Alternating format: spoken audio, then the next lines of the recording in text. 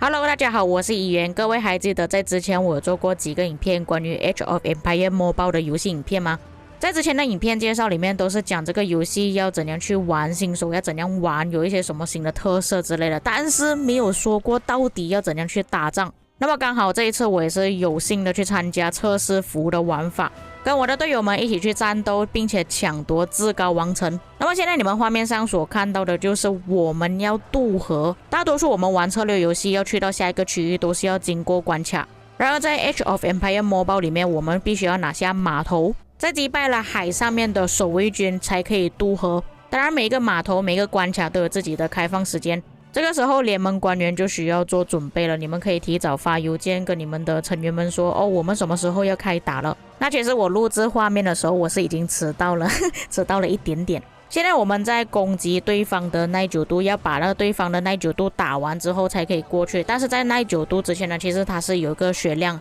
里面是有不少的守卫军士兵的，你们必须要开集结把他们给打掉之后，才可以像我们这样子用其他的部队去攻击。每次攻击一些建筑物，比方说要塞或者是旗帜的话，只有一个部队可以攻击，另外一个部队要加入集结，剩余的部队可能去增援或者是驻防。那么现在这个画面是看到把它的耐久度给打掉之后，我们是怎样过河的。我个人比较喜欢的就是每一次我们拿下了一些建筑物、关卡或者是码头之类的，都有一个动画，也可以让我们自己查看是哪一个成员们帮助我们拿下了码头，谁贡献最多，牺牲最多。现在就要演示给大家看我们的部队要怎样渡过这个海域。先把部队拉到对岸，我们部队要下海的时候就会自动转换成一艘船。那这边有一个不好的地方，就是当你在过一些河啊海的时候是没有办法往回走的，你必须要走完这一条海之后才可以再从另外一个方向走回来。又或者当你开启集结的时候，你的队友可能在对岸呢，他走过来的时候你又不能把他给撤回去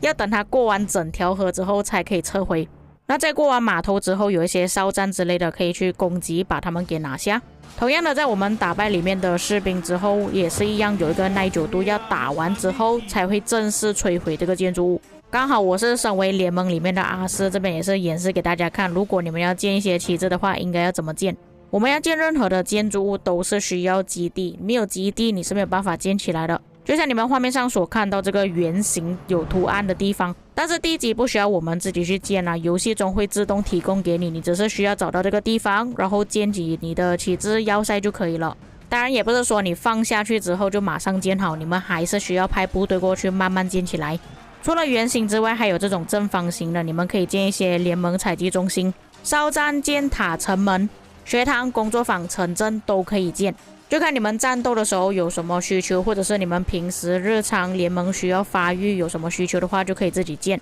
在渡河了一段时间之后，我们的联盟已经建了不少的旗帜在军营里面。当然敌人也是想要拿下至高王城成为王，这个时候就给大家真正见识到了到底是怎么打仗的。现在的画面就是我方开了集结去打对方的旗帜。现在各位可以看到在旗帜中有两个进度条，一个是在上面，另外一个是在下面。上面那个就表示说里面剩余的部队还有多少，然而下面的进度条就是这个旗帜的耐久度，烧完之后这个旗帜就会没了。那这个游戏其实也比较接近真实啊，就是如果你的队伍去围殴这些旗帜要塞的话，其实你的队伍会马上死掉。比较安全的做法就是让你的部队加入集结，一起去打下这个旗帜。除非旗帜是你的血量非常少，大概20%左右的时候，你才用部队去打它才可以，否则一般部队碰到呢都是瞬间死掉。当然除了旗帜之外，集结也是一样，所以你们可以看到对方他们是不敢去围殴我方的集结，他们必须要开反集结去打我方的集结才可以。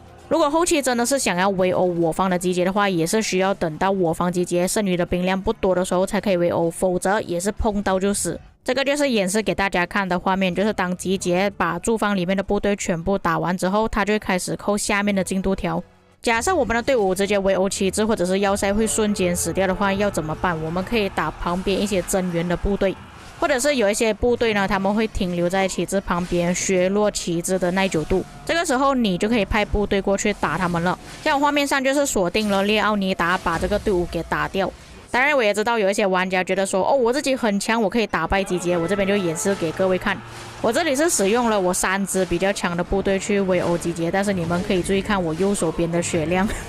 我的部队是瞬间死掉。因为你们要用一个角度去想，集结里面可能有好几百万的部队在里面，但是你的一个部队可能就只有10万、20万左右。要如何用几十万的部队对上100万部队呢？这个是不可能的事情。所以这个游戏中还是很讲究配合度，而不是说哦，我有一个很强的玩家就可以打败全部人了，还是需要配合集结、野战、驻防才可以打败敌人。那么也是同样的道理，如果对方在集结你的旗帜，你只有一个部队进入旗帜里面增援的话，其实也是会瞬间死掉的。所以在 Age of Empires Mobile 里面，它有一个玩法，就是如果你要派一些部队进去旗帜里面增援的话，可以让一位队友对我们自己的旗帜开集结，然后其他的玩家加入了集结之后，集结走到旗帜里面就会自动增援了。那如果你们的旗帜像我现在画面上这样子哦，还没有被打掉的话，其实是可以替换部队的。这个时候其实还可以抢救，最好是靠近旗帜的玩家去替换部队会比较方便。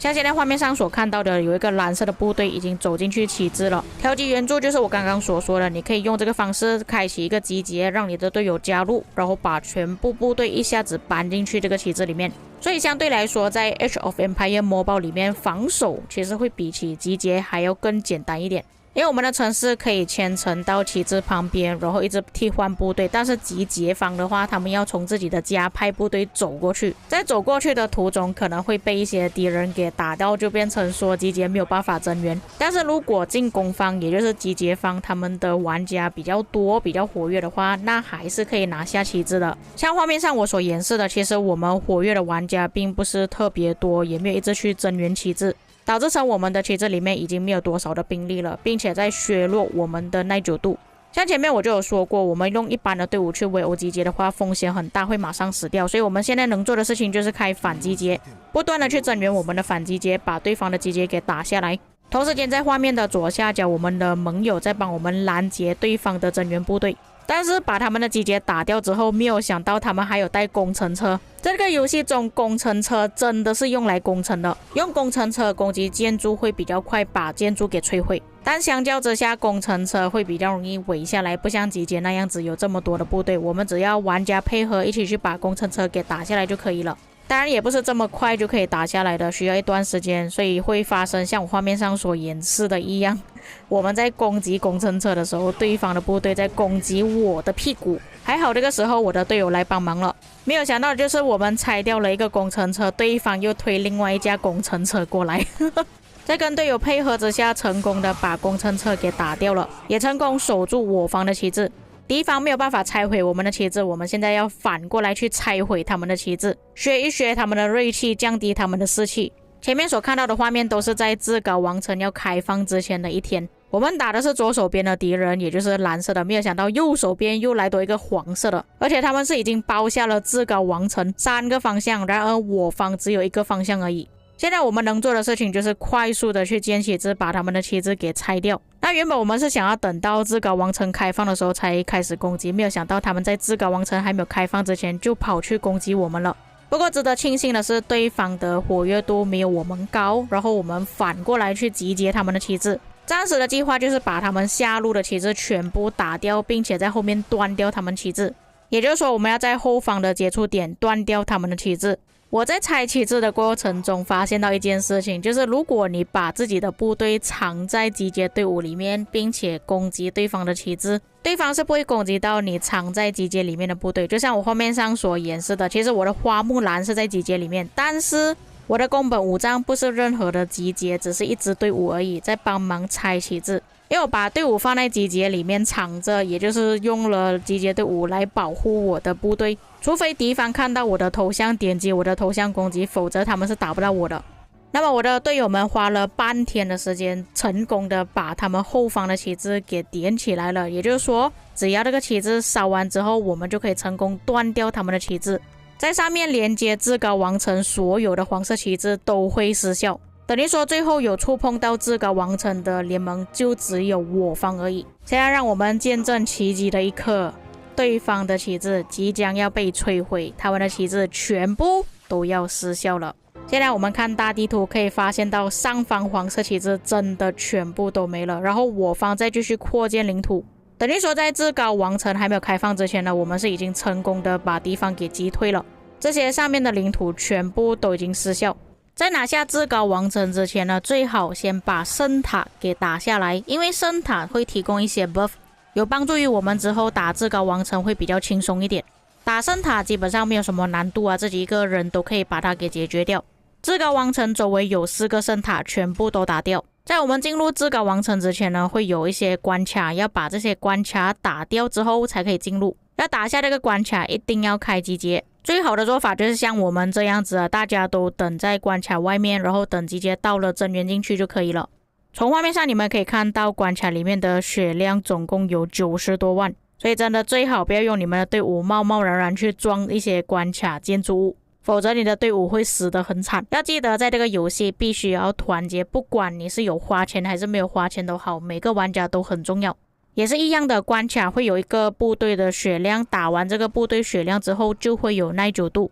到了这个时候才可以用其他的部队去打关卡。那一开始我不知道，我还以为打下之后就可以直接冲进去，没有想到还有耐久度的。在至高王城周围总共有4个关卡，全部都可以通过集结的方式打下来。当你们打下来之后，整个关卡就会坍塌，到时候你们就可以直接冲进去了。在至高王城里面会有一些野蛮人之类的，你们要打掉也是可以，但是不要去直接撞这个至高王城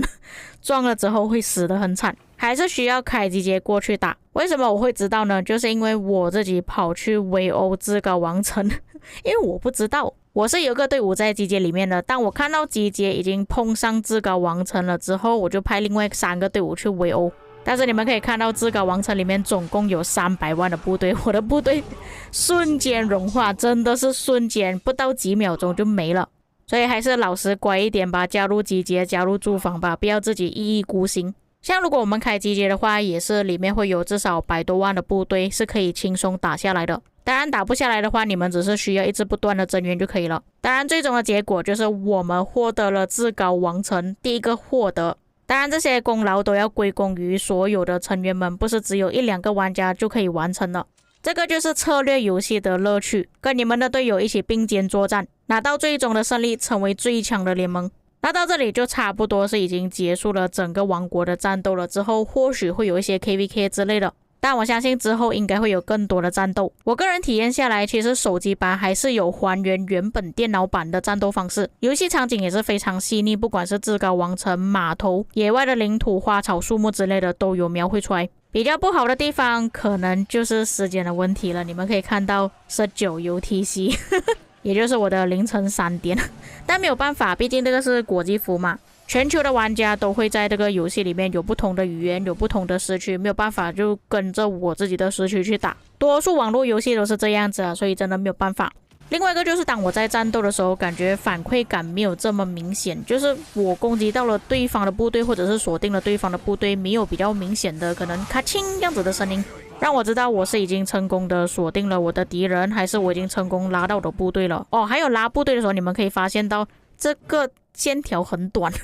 因为这个是手机版的关系啊，大多数玩家应该都是用手指、拇指或者是食指去操控。箭头的高度不够高的话，没有办法让我们更加清晰的去看到我到底有没有攻击到对方，有没有锁定到对方，这个算是一个缺点。下一个我觉得比较致命的问题就是，如果你的部队在外面的话，你是完全没有办法牵程的，不管你的部队是在我方的建筑物里面、队友的建筑物里面还是怎样，都没有办法牵程，这样子就会花很多时间，需要等我们的部队回家之后才可以开始牵程。下一个就是每一次获得一些奖励或者是完成任务之后，就会跳出这个恭喜获得界面，变成在游戏中你们要领取一些奖励的时候，就会一直看到这样子的画面，恭喜获得，再点恭喜获得，再点又恭喜获得就变成这个速度很慢，也比较拖沓一点。联盟礼物的话就还好，可以一键收取，可是完成一些每日任务你真的只能一个一个点，很浪费时间。下一个就是切换画面的时候，有时候需要加载，不管是从城市去到外面的地图，或者是从外面的地图进入到城市里面的画面，让我感觉切换的过程并不是这么流畅。不过还是有一些比较不错的地方，就是我们要收集资源的时候，只是需要点击右下角的按钮，就会自动弹过去帮我们收取。当然如果之后有一键领取的话，会当然更方便一点啦。或者是当你一些部队已经训练完成的时候，其实在画面上也会演示出来。建筑工人没有事情做的时候，也是会在左手边出现通知。另外一个比较方便的就是医院会自动治疗，确保你的医院不会爆炸。我相信大多数打仗的玩家应该都是有试过打仗打到一半忘记治疗医院了。最后我个人比较喜欢的就是这个游戏是有季节性的，而且这个季节性也不是说整个地图一样，它是整个地图不一样，有可能在这个区域它是下雨，另外一个区域是有太阳晴天，